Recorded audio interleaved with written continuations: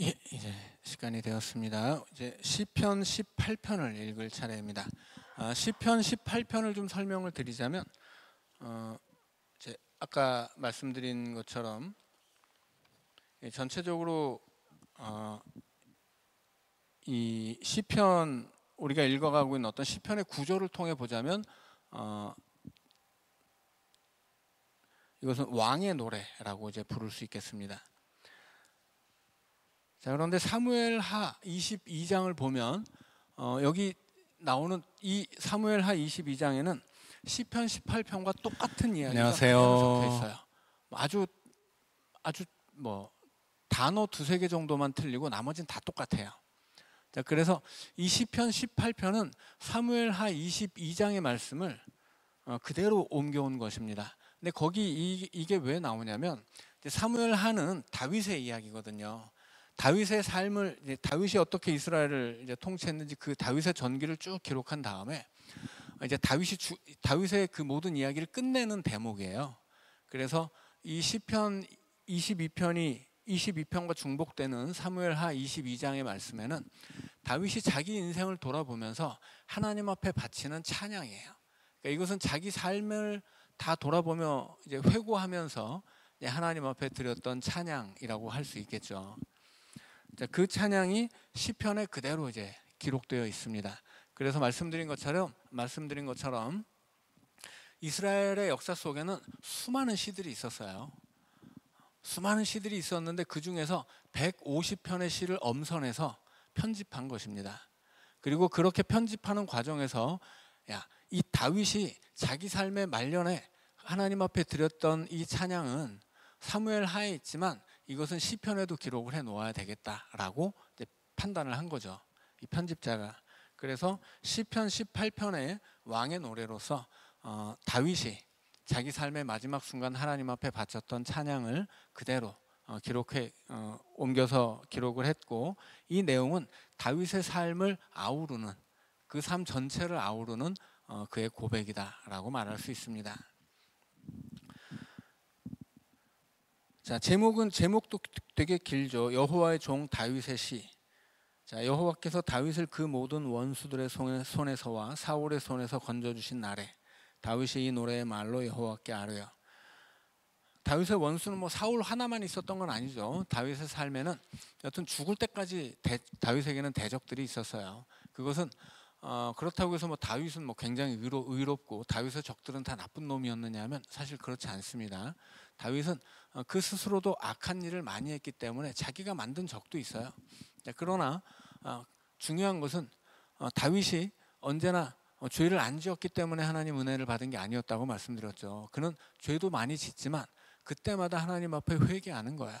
그래서 죄의 편에 서지 않고 하나님 편에 섭니다. 죄 짓고서 뻔뻔하게 내가 뭔 죄를 지었다고 그래? 뭐 이렇게 나오면 답이 없는 거예요. 죄를 짓고 나면 하나님, 제가 잘못했습니다. 무릎 꿇고 눈물을 흘릴 줄 알아야 되는 거죠. 우리가 이 예수님을 팔았던 가룟 유다가 있잖아요. 가룟 유다와 함께 복음서가 기록하는 것은 베드로의 모습이에요. 베드로도 예수님을 저주하고 도망치죠. 근데 이 베드로가 얼마나 뻔뻔해요. 예수님한테 예수님 죽으면 나도 죽고요, 잡히면 나도 잡혀요. 나 예수님하고 운명을 같이 할 겁니다. 큰 소리 빵빵 쳤는데 예수님 뭐라고 말씀하세요? 네가 오늘 밤에 닭 3번 울기 전에 나를 부인할 거야 말씀하세요. 네가 지금 아주 자신만만하게 나한테 호언장담을 하는데 너 그 말 오늘 밤도 못 넘길 거야, 그런 이야기죠. 근데 정말로 그랬단 말이에요. 근데 누가복음을 보면 베드로가 3번째 예수님을 저주하고 부인할 때 예수님이 고개를 딱 돌리세요. 눈이 마주쳐요. 예수님을 부인하는 베드로와 그 베드로를 위해 죽음을 향해 가고 있는 예수님의 눈이 마주친단 말이죠. 그때 베드로가 도망쳐요. 물론 그 도망은 예수님한테 죄송해서 치는 도망이 아니고 죽을까 봐 무서워서 도망치던 거였어요. 그럼에도 불구하고 도망치고 나서 베드로는 통곡을 합니다. 그리고서 베드로는 진짜 예수 그리스도의 사도가 되는 거예요. 그런데 가룟 유다는 어때요? 가룟 유다는 예수님을 팔았어요. 죄의 경중으로는 누가 더 중하고 뭐 덜 중하냐 따질 수가 없죠. 근데 가룟 유다는 스스로 자기 죄를 스스로 심판해요. 그래서 자기가 저지른 죄를 만회하려고 노력도 하고, 그래서 대제사장들에게 나 이거 물릴래, 돈 안 받을래 했지만 뭐 소용없죠. 그래서 자기가 받았던 은 30냥을 성전에 던져버리고 나가서 스스로 목을 매단단 말이에요. 자기 자신을 심판하는 거죠. 근데 이 가룟 유다에게는 눈물이라는 게 없어요. 회개가 없는 거죠. 그냥 그는 자기 자신을 용납하지 못하고 자기 자신을 심판하는 거예요. 근데 베드로는 자신의 죄를 스스로 심판하지 않고 예수 그리스도 앞에 맡기는 거죠. 이것은 마치 그 예수님 곁에서 십자가에 매달렸던 죄인이 예수님 오늘 나의 영혼을 좀 부탁하면 안 될까요? 그렇게 맡기는 거랑 똑같은 거죠. 자기 죄를 자기 스스로 짊어지는 사람은 그냥 그 죄값을 스스로 치르는 수밖에 없어요. 근데 베드로는 어때요? 자신을 예수님에게 맡기는 거죠. 그래서 이 죄를 짓는 사람은 다 죄를 짓는데 죄를 안 지어야 되는 게 아니에요. 중요한 것은 내가 죄의 편에 서느냐, 죄를 용서할 수 있는 주님 편에 서느냐, 이거예요.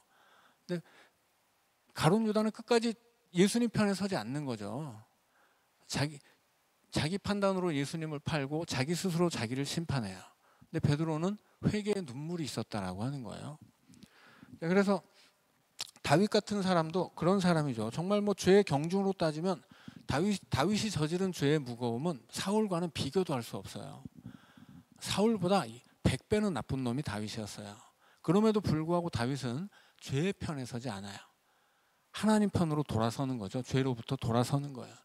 그래서 다윗은 하나님의 사람이 될 수 있었던 것이고 하나님의 은혜를 받을 수 있었던 것이죠. 그 다윗이 자기 삶의 마지막 순간에 자기 삶을 반추하면서 드렸던 찬양이 시편 18편입니다. 우리 읽어가면서 설명을 해보죠. 1절입니다. 나의 힘이신 여호와여 내가 주를 사랑하나이다. 우리 하나님에게 힘이 있는 건 당연한 일이죠. 전능의 하나님이니까. 근데 중요한 건 뭐예요? 그 하나님이 내 하나님이라고 고백하는 거예요. 나의 하나님. 그래서 하나님을 나의 하나님으로 고백하고 나도 주를 사랑한다고 고백하는 거죠. 그리고 하나님이 어떤 분이신지를 여러 가지로 표현합니다. 여호와는 나의 반석, 나의 요새, 나를 건지시느니 나의 하나님이시요 내가 그 안에 피할 나의 바위시요 나의 방패시요 나의 구원의 뿌리시요 나의 산성이시로다. 하나님을 여러 가지로 표현하는데 중요한 건 뭐예요? 그 모든 하나님 앞에 다 나의가 붙는 거예요. 나의 하나님, 나의 방패, 나의 산성, 나의 반석. 3절입니다. 내가 찬송받으실 여호와께 아뢰리니 내 원수들에게서 구원을 얻으리로다. 내가 찬양하는 하나님, 그 하나님이 나를 구원하신다 고백하는 거죠.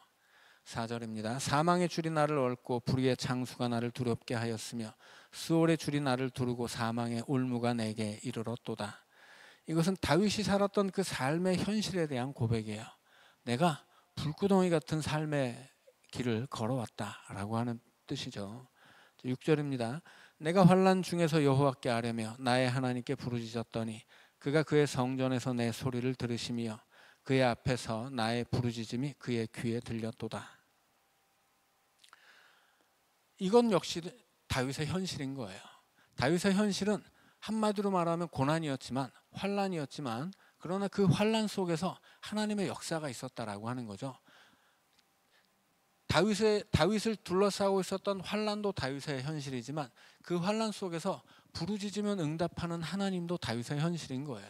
그래서 자기의 삶을 두 가지로 표현한 거죠. 하나는 그가 겪었던 고난, 또 하나는 그 고난 속에서 겪었던 하나님이에요.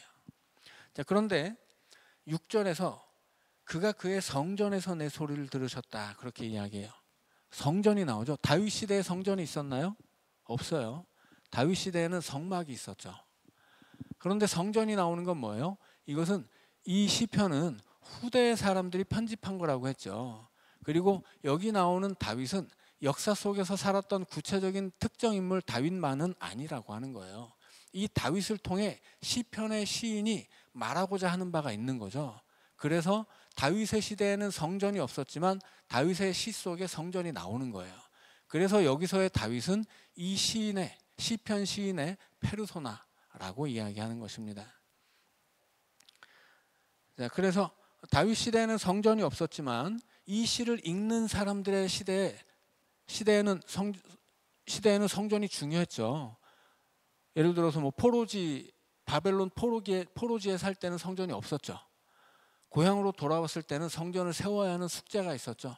그리고 성전을 그 작게나마 세운 그 이후에는 그 성전에서 하나님 앞에 어떻게 예배할 것이냐라고 하는 숙제가 있었어요. 그러니까 이 시를 시편으로 엮은 다음에 이 시를 통해서 자기들의 삶 속에서 하나님을 찬양하고 기도했었던 이스라엘에게 성전은 너무나 중요한 장소였다는 거예요. 그래서 다윗의 시대에는 성전이 없었지만 이 시에 나오는 다윗의 입을 통해서 하나님이 성전에서 다윗의 소리를 들으셨다. 그러니 오늘 우리도 이 성전을 지어야 하고 이 성전에서 예배해야 하고 성전에서 기도해야 한다라고 하는 얘기를 하는 것입니다. 자, 7절입니다. 그렇게 하나님 앞에 부르짖었더니 7절부터 15절까지 하나님이 이렇게 임하셨다라고 이제 노래하는 거예요. 이것은 뭐 전적으로 시적인 표현이죠. 7절입니다. 이에 땅이 진동하고 산들의 터도 요동하였으니 그의 진노로 말미암음이로다. 그의 코에서 연기가 오르고 입에서 불이 나와 사름이여 그 불에 숯이 피었도다. 그가 또 하늘을 들이우시고 강림하시니 그의 발 아래는 어두캄캄하도다. 그룹을 타고 다니시며 바람 날개를 타고 높이 솟아오르셨도다. 그가 흑암을 그의 숨는 곳으로 삼으사 장막같이 자기를 두르게 하시며 곧 물의 흑암과 공중의 빽빽한 구름으로 그리하시도다. 그 앞에 광채로 말미암아 빽빽한 구름이 지나며 우박과 숯불이 내리도다. 여호와께서 하늘에서 우레소리를 내시고 지존하신 이가 음성을 내시며 우박과 숯불을 내리시도다. 그의 화살을 날려 그들을 흩으시며 많은 번개로 그들을 깨뜨리셨도다. 이럴 때 여호와의 꾸지람과 콧김으로 말미암아 물밑이 드러나고 세상의 터가 나타났도다. 다윗은 이렇게 내가 부르짖은 그 하나님께서 내 삶에 이렇게 임재하셨다 표현하고 있습니다. 그래서 다윗이 만났던 하나님, 그것을 생각하면서 이 7절부터 15절까지를 읽으면 우리 하나님이 이런 분이시로구나. 이것은 다윗만의 고백은 아닌 거죠. 우리의 고백이 되어야 하는 것이고 이렇게 하나님의 임재를 아름답게 찬양한 거예요. 자, 그리고 그 임재의 결과가 이제 그 뒤에 쭉 나오는 거죠. 자, 16절부터 19절까지는 하나님이 임재하신 결과입니다. 그가 높은 곳에서 손을 펴사 나를 붙잡아 주시며 많은 물에서 나를 건져내셨도다. 나를 강한 원수와 미워하는 자에게서 건지셨으며 그들은 나보다 힘이 세기 때문이로다. 그들이 나의 재앙의 날에 내게 이르렀으나 여호와께서 나의 의지가 되셨도다. 나를 넓은 곳으로 인도하시고 나를 기뻐하심으로 나를 구원하셨도다. 이게 하나님이 임재하신 결과예요. 자, 다윗이 고난의 삶을 살며 부르짖은 결과가 하나님의 임재라면 그 임재의 결과가 하나님의 구원인 거죠. 자, 20절부터 또 그 이후로 27절까지는 그렇게 하나님이 임재하시는 이유, 내게 오셔서 나를 도우시는 이유가 또 나오게 됩니다. 20절입니다. 여호와께서 내 의를 따라 상 주시며 내 손의 깨끗함을 따라 내게 갚으셨으니 이는 내가 여호와의 도를 지키고 악하게 내 하나님을 떠나지 아니하였으며 그의 모든 규례가 내 앞에 있고 내게서 그의 율례를 버리지 아니하였음이로다. 또한 나는 그의 앞에 완전하여 나의 죄악에서 스스로 자신을 지켰나니 그러므로 여호와께서 내 의를 따라 갚으시되 그의 목전에서 내 손이 깨끗한 만큼 내게 갚으셨도다. 자비로운 자에게는 주의 자비로우심을 나타내시며 완전한 자에게는 주의 완전하심을 보이시며 깨끗한 자에게는 주의 깨끗함을 보이시며 사악한 자에게는 주의 거스르심을 보이시리니 주께서 곤고한 백성은 구원하시고 교만한 눈은 낮추시리이다. 자, 말씀드린 것처럼 이것은 다윗이 고백하는 자기의 모습이고 내가 이렇게 했기 때문에 하나님이 나를 도우셨다라는 이야기지만 실제 다윗은 그렇지 않았죠. 실제 다윗은 아주 파렴치한 범죄를 저지를 때도 있었다는 거예요. 그럼에도 불구하고 이렇게 기도할 수 있는 이유는 뭐예요? 여기서의 다윗은 실제 다윗이 아니고 이 시인의 시적 자아이기 때문인 거죠. 이스라엘 백성들이 생각했던 다윗은 어떤 왕이에요? 그 왕은 죄도 있어요, 당연히. 그런데 죄가 있지만 죄의 편에 서지 않고 하나님 편에 섰던 사람입니다. 그래서 죄를 두려워하고 부끄러워해요. 이게 죄의 문제에서 제일 치명적인 게 뭐냐면 죄가 부끄럽다라는 걸 모르는 거예요. 죄 짓고도 뻔뻔해요. 죄 짓고도 당당해. 죄를 잘못을 했는데도 잘못한 줄을 모르고 오히려 자기 잘못을 감추기 위해 남을 공격하고 남을 비방해요. 이게 가장 큰 문제예요. 이런 사람들은 회개하기가 어려워요. 회개하려면 죄가 부끄러워야 돼요. 그리고 죄를 안 지으려면 죄가 무서워야 됩니다. 그런데 이 죄로 물든 세상을 살아가는 사람들은 죄를 두려워하지 않아요. 죄와 너무 친근해요. 그리고 죄를 지어도 부끄러움을 모릅니다. 그게 회개를 어렵게 만드는 거예요. 그러나 다윗은 그 죄를 두려워하는 사람이에요. 죄를 부끄러워했던 사람입니다.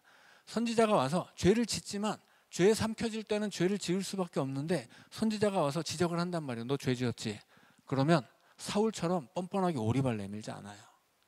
사울처럼 야, 그래도 내가 왕인데 너 내 체면 안 봐주냐? 이런 얘기 하지 않습니다.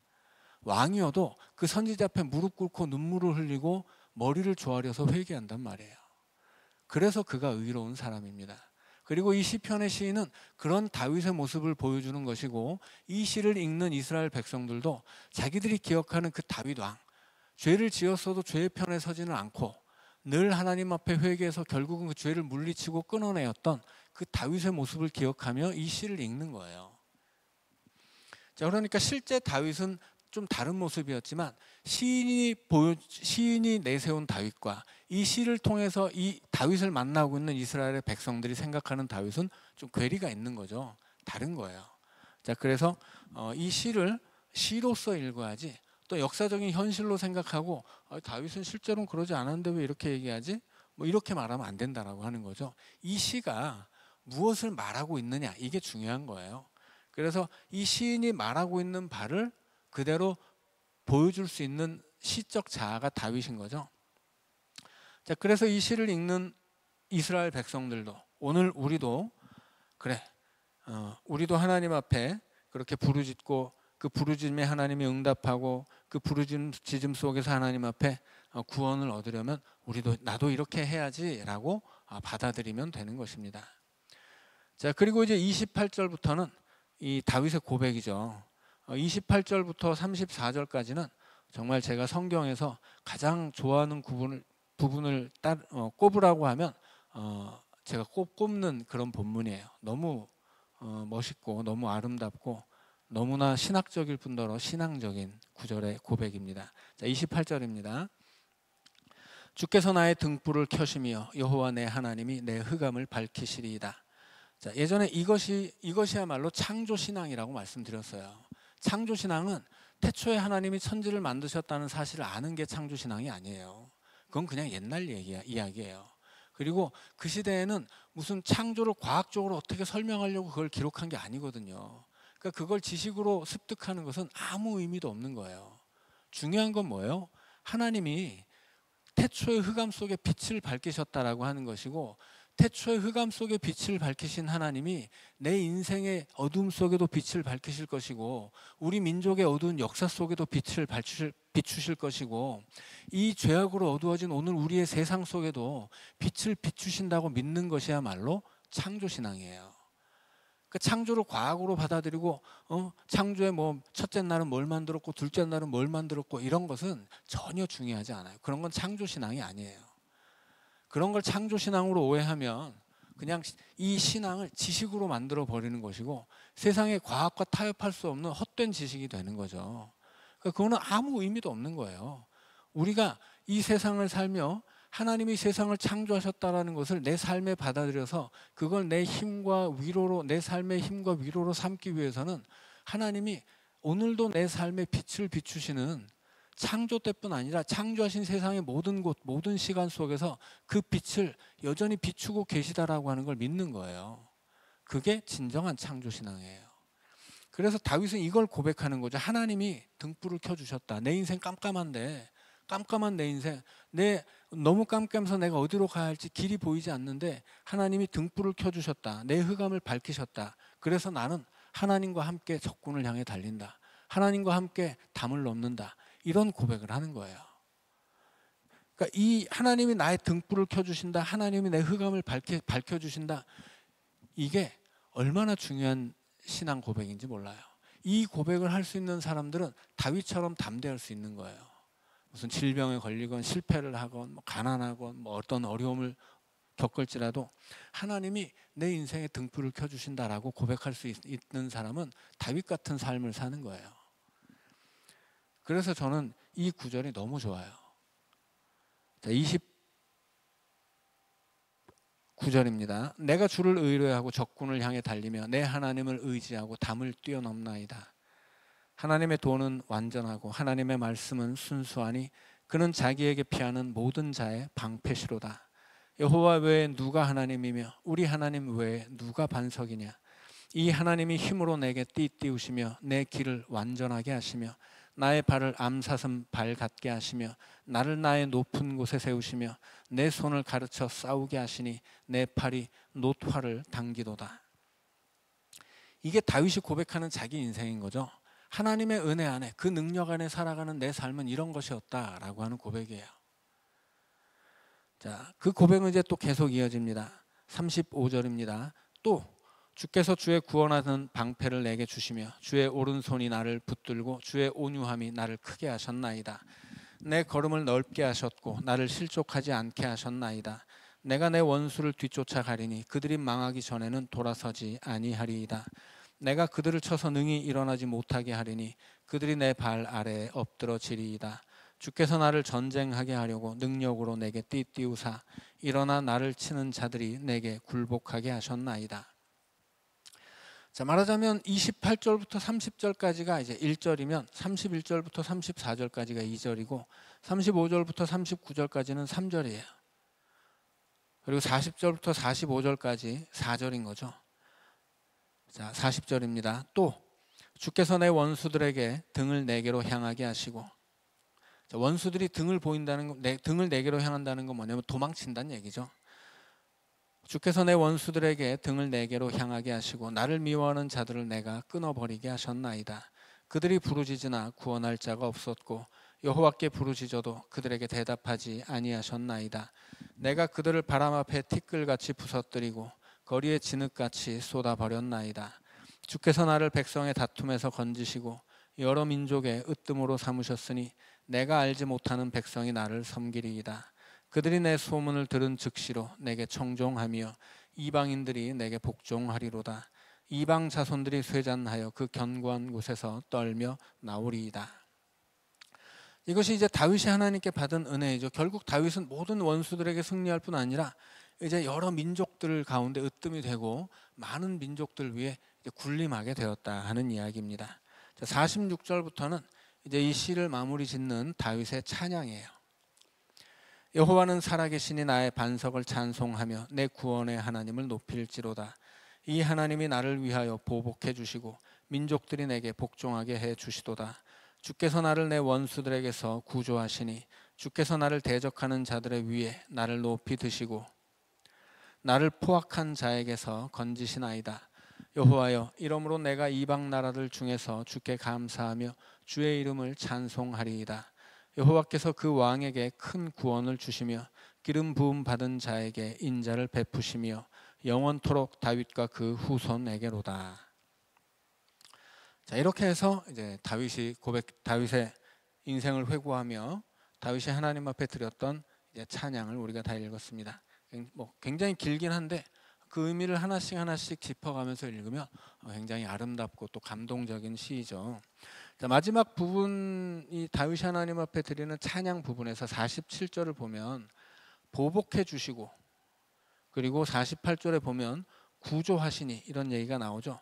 자, 보복이라는 말이 시편에 여러 번 나와요. 이것이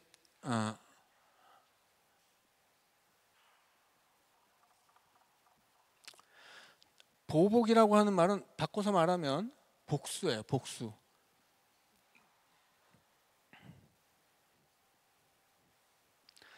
자, 하나님은 다윗에게 어떤 분이세요? 복수의 하나님이에요. 이게 무슨 뜻이냐면 누가 나를 때리면 하나님이 가서 네가 다윗을 때려서 너도 맞아라 이놈 하고 이렇게 때려주는 그런 단순한 보복 행위가 아니고, 이스라엘에는 여러 번 설명드렸는데 고엘이라고 하는 제도가 있었어요. 고엘이라고 하는 제도는 이스라엘 백성들의 오늘로 치자면 어떤 오늘날의 언어로 표현하자면 사회적 안전망이에요. 그 시대에는 이스라엘 백성들이 이 광야 지역에 살았죠. 그래서 이제 이 이스라엘은 원래는 농경 민족이었어요. 이 야곱의 자손들이 애굽에 갈 때 바로 앞에서 뭐라고 그래요? 우리는 양을 치는 사람들입니다. 이런 얘기를 하거든요. 근데 이 애굽 사람들은 농사 짓는 사람이었어요. 그리고 그 시대에 농사는 가장 최첨단의 산업이었습니다. 그리고 이 양치는 것들은 다 상놈 취급을 받았어요. 왜냐하면 농업이 최첨단 산업이었기 때문에 이 최첨단 산업에 종사하는 사람들은 귀하게 여기고 저 하찮은 양치는 것들은 다 천하게 여겼던 거예요. 그래서 이스라엘 백성들이 애굽의 가장 좋은 땅을 차지했지만 거기서 자기들끼리 살고 살 수 있었던 이유는 그들이 양치기였기 때문이에요. 애굽 사람들은 양치기를 용납하지 않거든요. 양치기는 애굽 사람들의 눈에는 순 상노무 새끼들이에요. 상노무 자식들, 천한 것들. 왜 그랬냐? 그 시대 애굽은 말하자면 그 인쇄 에덴 동산이었거든요. 그러니까 뭐 지금의 애굽은 뭐 아무것도 아니지만 그 시대에는 이 나일강이 얼마나 좋은 강이었는지 몰라요. 그러니까 나일강은 해마다 이 범람하는데 정확하게 범람해요. 그래서 이 강은 한 번 비가 오면 어디까지 강이 범람하고 어디까지 그래서 강의 모래가 퍼져서 어디까지 논이 형성되고 그 다음에 어디까지는 뭐 그 다음에 벼를 심을 수 있고 어디까지는 그 다음에 야채를 심을 수 있고 이런 게 정확하게 계산이 나오는 강이에요. 그래서 애굽의 인구들 중에 98%가 나일강을 중심으로 삽니다. 그 나머지 땅이 98%인데 그 98%의 땅에는 2%의 인간들밖에 안 살아요. 그 2%의 인간들이 누구냐면 양치기들이에요. 천한 것들. 근데 이 애굽 땅에 살 수밖에 없는 것이 애굽 땅은 모든 것을 줘요. 그러니까 우리는 애굽 땅이 그렇게 비옥해서 농사지었다 그러면 당연히 농사는 잘 되지만 고기는 못 먹었겠네 이렇게 생각하지만 그렇지 않아요. 애초에 그 시대에는 고기 먹는 것이 굉장히 어렵습니다. 소가 있어도 소는 너무 큰 재산이기 때문에 어느 나라 어느 민족도 소를 함부로 먹을 수 있지는 않았어요.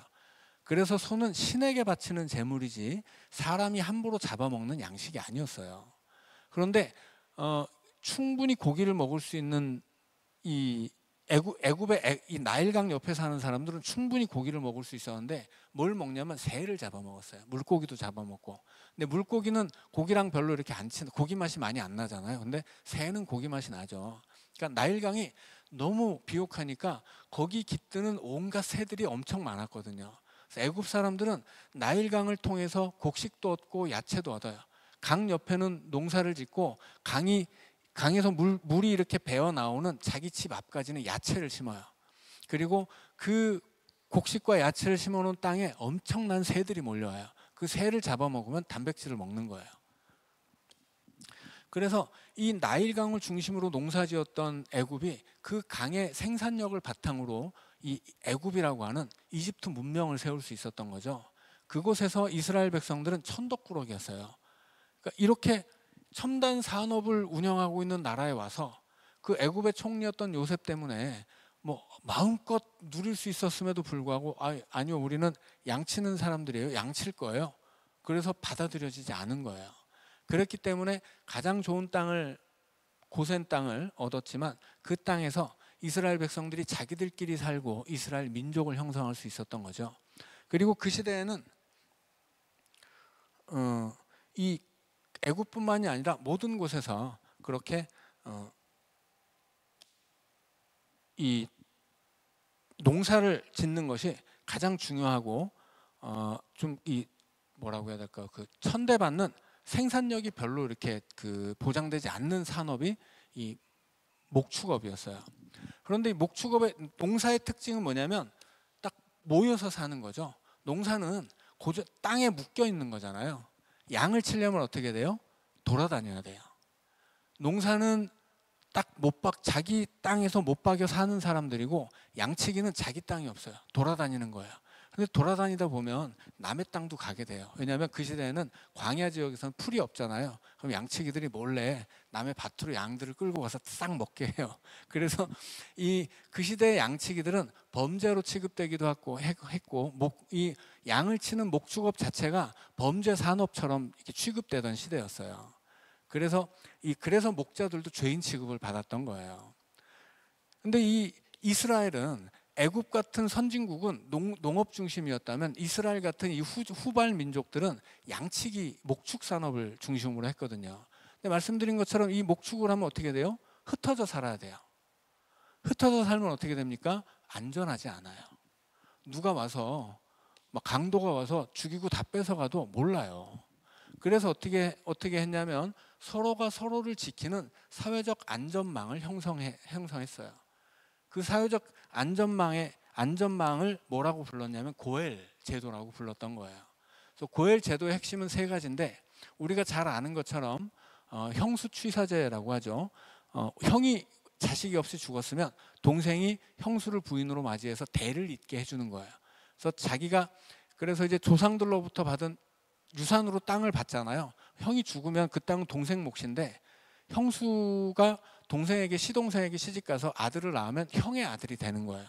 형수는 동생의 부인이 되지만, 그래서 형수를 통해 얻은 아들은 형의 대를 잇고 형이 받아야 할 유산을 받아서 그 집의 대를 잇고 그 집안이 물려받아야 할 땅을 유산으로 받아서 그 집안을 이어가는 것입니다. 그래서 여기서 중요한 건 뭐예요? 대가 끊기지 않게 하는 것. 옛날에는 대가 끊긴다는 것이 되게 두렵고 위험하고 수치스러운 일이었거든요. 그래서 고엘 제도의 첫 번째 핵심은 대가 끊기지 않게 하는 것이에요. 두 번째는 빚을 갚아주는 거예요. 그 시대는 가난했기 때문에 이스라엘 백성들은 농사를 지어도 그 땅이 농사 지을 만한 땅이 아니었거든요. 그래서 농사 지을 만한 땅이 많지 않아요. 부자들만 농사 지을 땅을 가지고 있지 일반적인 사람들은 농사 지을 땅이 없어요. 그래서 양을 쳤던 거예요. 농사로는 먹고 살 수가 없으니까 양도 치는 거거든요. 그런데 그러니까 어떻게 돼요? 빚을 지고 종으로 팔려가게 되는 경우가 많아요. 그리고 심지어는 조상에게서 물려받은 자기 몫의 기업, 그 땅을 팔아야 돼요. 그럼 어떻게 돼요? 하나님으로부터 조상들이 받아서 물려받아온 그 유산을 하나님의 백성이라고 하는 증거를 빼앗기는 거예요. 근데 이건 빼앗기면 안 되는 거거든요. 그런데 빼앗길 수밖에 없는 것은 가난하기 때문이에요. 그래서 어떻게 하냐면 가난한 형제가 있으면 좀 여유 있는 형제가 그 빚을 갚아줘야 돼요. 그래서 땅을 되찾아줘야 돼. 그리고 이스라엘 백성들은 하나님의 백성이기 때문에 인간의 노예가 되어서는 안 됩니다. 그래서 빚 때문에 종이 되면 그 빚을 갚아주고 종에서 해방시켜야 돼요. 그 책임을 지게 하는 것이 고엘 제도예요. 그래서 고엘 제도의 두 번째 핵심은 빚을 갚아주는 거예요. 종으로부터 면천시켜주는 거죠. 그 다음에 세 번째는 복수해 주는 거예요. 누가 우리 형제를 죽였어요. 그러면 이 흩어져 살아가는 민족은 흩어져 있기 때문에 결속이 약할 수가 있잖아요. 그러니까 만만하게 보고 강도가 들어서 누굴 죽일 수가 있단 말이에요. 죽이고 뺏어갈 수 있는 거죠. 그런데 이스라엘 백성들은 고엘 제도를 통해서 피해 보복 제도를 가지고 있었어요. 누구든지 누가 죽었어요. 그럼 원수가 모르면야 어쩔 수 없지만 원수가 밝혀지잖아요. 그러면 반드시 복수를 합니다. 내가 못하면 내 자식이 나서서라도 해야 돼요. 그리고 그 복수를 못하면 수치스러운 것이고 그 복수를 하면 자랑스러운 것이었어요. 근데 말씀드렸듯이 그 시대에는 돈보다 중요한 게 명예예요. 죽음보다 싫은 게 수치입니다. 그래서 만약에 우리 식구 중에 누가 억울한 일을 당했는데 이걸 갚아주지 않잖아요. 그럼 그 가족들이 다 수치스러운 거예요. 그래서 그 고엘의 의무를 지지 않으면 우리가 룻기에서도 볼 수 있는데 고엘의 의무를 지지 않겠다고 하는 사람은 마을 광장으로 끌려 나옵니다. 그리고 사람들이 앞에서 돌아다니면서 침을 뱉어요. 사람들이 그 사람한테 침을 뱉어. 그리고 그 사람의 신을 베껴서 멀리 던지고 저놈은 앞으로 신발 벗긴 놈이라고 부른다. 이렇게 정해져 있었어요. 그러니까 사람들이 지나갈 때마다 침을 뱉으면서 저놈은 고엘의 신성한 의무를 감당하지 않은 놈이야 라고 욕을 하게 만드는 거예요. 가장 수치스러운 일이었거든요. 그래서 반드시 피해 보복을 해야 되는 이유는 뭐예요? 누구든지 우리 건드리면 너도 죽는 거야. 이걸 가르쳐 주는 거예요. 그래야 어떻게 되는 거예요? 그래야 나도 안전한 거죠. 우리가 안전할 수 있는 거예요. 이 고엘 제도가 이스라엘 백성들에게 사회적 안전망으로서 있었는데 이스라엘 백성들은 하나님을 자기들의 고엘로 고백해요. 그래서 이 성경 안에 하나님을 복수하시는 분으로 고백하는 구절들이 굉장히 많이 나오는데, 이걸 고엘 제도를 모르고 생각하며 하나님이 어떤 나를 건드리면 똑같이 때려준다는 얘기인가? 뭐 이렇게 오늘 우리가 생각하는 어떤 복수라는 의미로 그걸 받아들일 수 있는데, 그런 것이 아니었고, 이스라엘 백성들은 하나님이 우리를 지켜주시는 고엘이다라고 고백을 했던 거예요. 그래서 나라가 망해도 우리 민족의 대가 끊기지 않게 하는 고엘, 그분이 하나님이고, 우리가 바벨론의 종으로 잡혀갔어도 그 종에서 풀려 나오게 해방시켜 주시는 고엘, 그분이 하나님이고, 누구든지 우리 민족을 건드리면 아주 멸망시키는 복수자 하나님, 그 고엘이 하나님이다라고 고백을 했던 거예요. 그래서 이 고엘이라고 하는 제도는 이스라엘 백성들 안에 자기들 스스로를 지키기 위해서 만들어진 사회적 안전망이었는데, 이스라엘 백성들은 하나님을 자기들의 고엘로 고백하고, 성경 안에 그렇게 하나님을 고엘로 고백하는 많은 이야기들이 있어요. 그래서 그렇게 이스라엘 민족의 멸망과 또 포로 생활, 그 바벨론에서 70년간 이어졌던 노예 생활, 그리고 그들이 역사 속에서 겪었던 수많은 고난들, 이런 것들을 가지고서 이스라엘 백성들은 하나님을 고엘이라고 고백하고, 이 다윗의 시에 나온 것처럼 나를 위하여 보복해 주시는 하나님, 이렇게 고백했다라고 하는 거죠. 그래서 여기서 보복한다라는 것의 의미가 어떤 것인지를 설명을 드렸습니다. 덕분에 좀 길어졌네요. 자, 오늘은 여기까지 하고 다음 시간에 시편 19편부터 또 읽어가도록 하겠습니다. 기도하고 마치죠. 사랑의 하나님, 오늘 우리도 하나님을 우리의 고엘로 고백하게 하여 주옵소서. 우리 하나님이 우리의 가정을 지키시는 하나님, 우리 하나님, 우리의 빚진 것을 없애서 우리를 자유케 하시는 하나님, 하나님, 이 세상에서 우리 안전을 지키시고 위험 속에서 건지시며 언제나 우리와 함께 하시는 하나님, 그 하나님이 나의 하나님이고 그 하나님의 능력이 나의 것이며 그 하나님의 은혜도 나의 것임을 늘 고백하며, 우리 어두운 삶에 하나님이 등불을 켜주시고, 그래서 우리 하나님을 통해 우리의 삶이 빛나게 된다는 것을 늘 알게 하여 주시옵소서. 우리 구주 예수님 이름으로 기도하옵나이다. 아멘.